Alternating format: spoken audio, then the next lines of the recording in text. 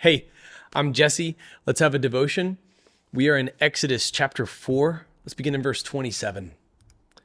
Now, the Lord had said to Aaron, "Go and meet Moses in the wilderness." So he went and met him at the mountain of God and kissed him. So, as we saw in yesterday's very long, very complicated devotion, sorry, I had to explain that text. Moses and his family are en route. And as we saw from the day before yesterday's devotion, God already knew that Aaron was on his way to meet him, and he's going to rejoice when he sees him. God already saw both pieces moving.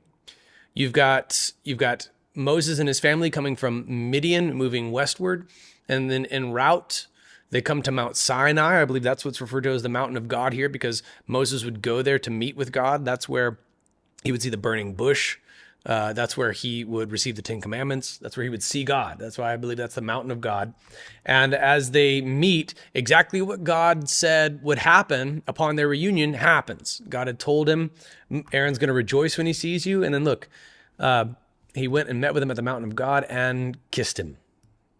So, verse 28, Moses told Aaron everything the Lord had sent him to say, and about all the signs he had commanded him to do.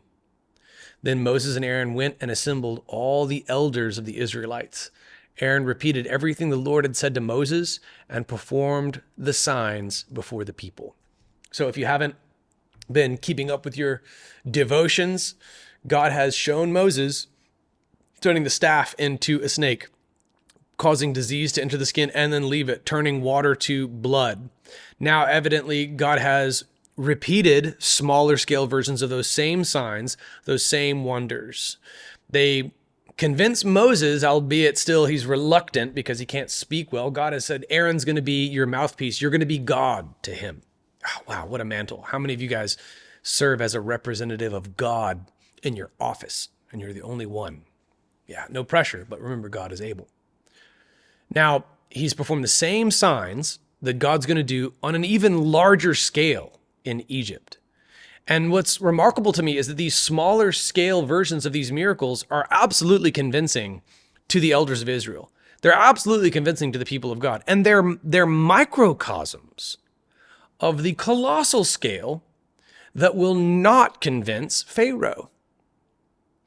So all of this is to prove, miracles, they're not always sufficient bases for faith.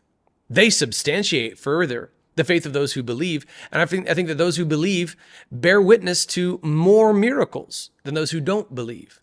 There are anecdotes. I've seen them. I know these people personally. There's one guy who comes on Fox News all the time. I had lunch with him in DC years ago, who is a Christian because God performed a miracle and he was not a believer until then. But those anecdotes are few and far between. And for the majority, bearing witness to a miracle when viewed through hostile eyes will only further harden the heart. So it's like the scale of the miracle, really it doesn't matter, right? If God breaks the laws of physics, which he authored on a small scale, who's to say he's unable to do it on a large scale? And who's to say that probability even matters? If God can break the laws of physics in a single jar of water and turn it to blood, then, who's to say that that's less convincing? If he turns all the water of Egypt, all the waters of the Nile, all the waters in their canals, even the waters that they have in jars, to turn all of that into blood, who's to say that that's more convincing? Because the truth of the matter is it's equally impossible to turn the water in that singular jar into blood. But God does both. And because of our finitude, we think of large epic scale miracles as more convincing. But I would argue that miracles on a microcosmic scale are just as impossible as large scale miracles. And yet God does them both. So for what it's worth, though we think of smaller scale miracles as perhaps less evidence quantitatively, they're wholly convincing to people who already believe in God. And then the large scale miracles are unconvincing to Pharaoh. And in 4 of the 10 plagues, this is also because God actively hardens Pharaoh's heart.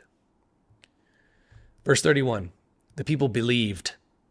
And when they heard that the Lord had paid attention to them and that he had seen their misery, they knelt low and worshiped. It's a beautiful response. It's a beautiful response.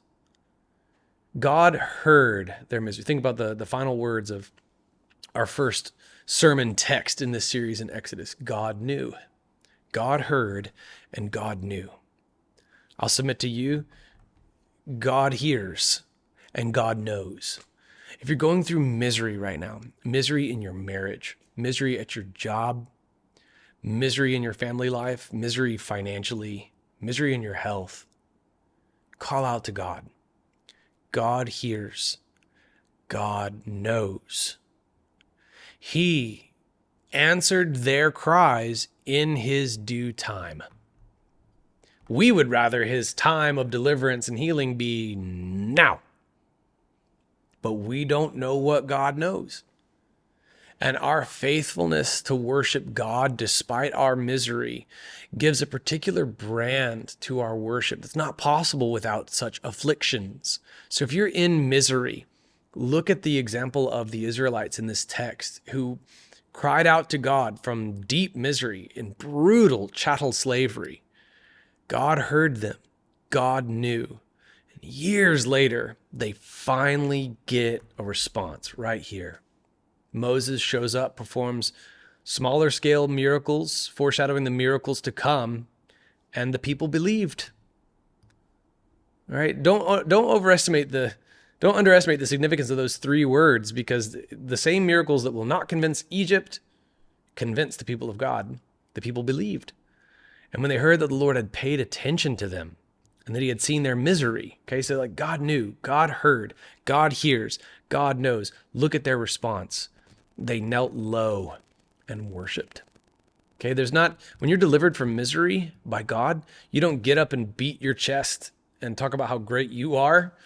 You kneel low and you worship God. You give glory to God. Their misery and their deliverance resulted in glory to God. That's a beautiful testimony. May our lives and our worship just pour out to God, whether we are in misery or in deliverance. If you're in deliverance, be grateful, because in all likelihood, given the fallen nature of this world and our own proclivity unto sin, misery is coming. So whether you are in misery or you are in deliverance, would you worship God? Would you kneel low, give glory to him? Remember that he hears you, he sees you, he knows, and he alone is our deliverer, and he's always worthy of this worship.